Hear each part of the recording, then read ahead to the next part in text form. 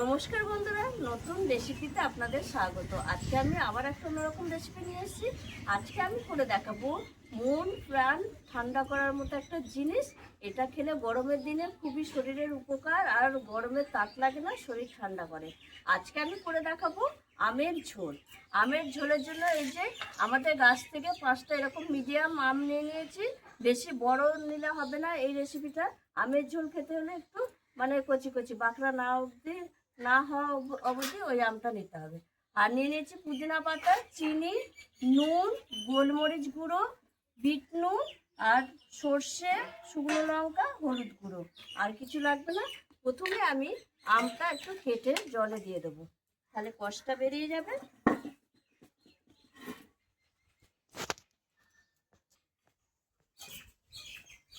এইভাবে আমি ছালটা ছাড়িয়ে নেব। দেখুন বন্ধুরা, আমটা খুবই কচি। এইভাবে আমি কেটে সবকটা আম জলে দিয়ে দেবো। আর এই আমের ঝোলের জন্য খুব বেশি আমের প্রয়োজন নেই, অল্প 2-1টা আম, মানে 4-5টা আম হলেই ভালো হয়। দেখুন বন্ধুরা, আম সব কাটা হয়ে গেছে। আর আমের কিরম কষ দেখুন, এখন বেশি ইয়ে নয় তো, কচি আম বলে এরকম কষ আছে। তার জন্য আমি যাতে একটু কষটা বেরিয়ে যায় সেজন্য কড়াই একটু গরম জল দিয়ে দিয়েছি।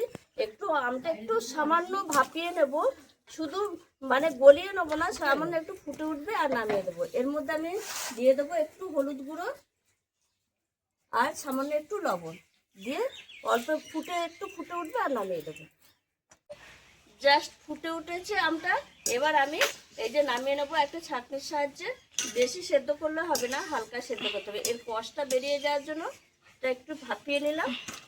এবার আমি জলটা ফেলে দেবো।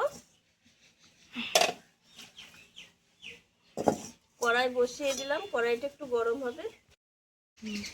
কড়াই হালকা একটু সর্ষের তেল দিয়েছি অল্প করে, এই ঝোলের জন্য, আমের ঝোলের জন্য অল্প তেলেরই প্রয়োজন। একটা শুকনো লঙ্কা দিয়ে দেবো, সর্ষে ফোড়ন। আর এই ঝোলটা সর্ষে ফোড়ন দিয়ে খেতেই খুব ভালো লাগে। এবার আমি এই ভাপিয়ে রাখা আমটা দিয়ে দেবো সামান্য একটু লবণ, হলুদ গুঁড়ো।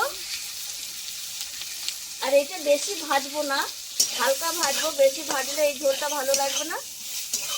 1 মিনিট মতো এখন নেড়ে চেড়ে নেবো। আমটা একদম গলে গেলে হবে না, একটু মানে এরকম ঠাড়া ঠাড়া থাকতে হবে।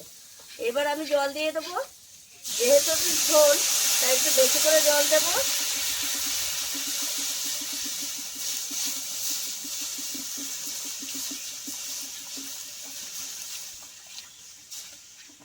এই ঝোলটা ফুটে উঠবে। এই ঝোলটা ফুটে উঠেছে, 1 মিনিট হচ্ছে। এবার আমি চিনি দিয়ে দেবো, বেশি চিনি দেবো না, এই 2 চামচ মতো চিনি দেবো। তাহলে বেশি চিনি দিলে বেশি মিষ্টি হয়ে গেলে উপকারে দেয় না। এবার আমি দিয়ে দেবো একটু বিট লবণ।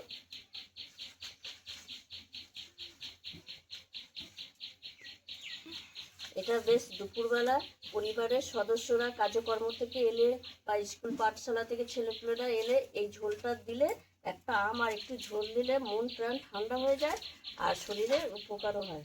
এবার আমি একটু গোলমরিচের গুঁড়ো দিয়ে দেবো। এটা অপশনাল, আপনাদের ইচ্ছা হলে দেবেন, ইচ্ছা না হলে দেবেন না। তো গোলমরিচটা দিলে খেতে ভালো লাগবে, তাই আমি দিচ্ছি। হয়ে গেছে আমার ঝোলটা, এই দেখুন। আর ঝোল মানে একদম পাতলা ঝোল। এবার আমি নামিয়ে দেবো।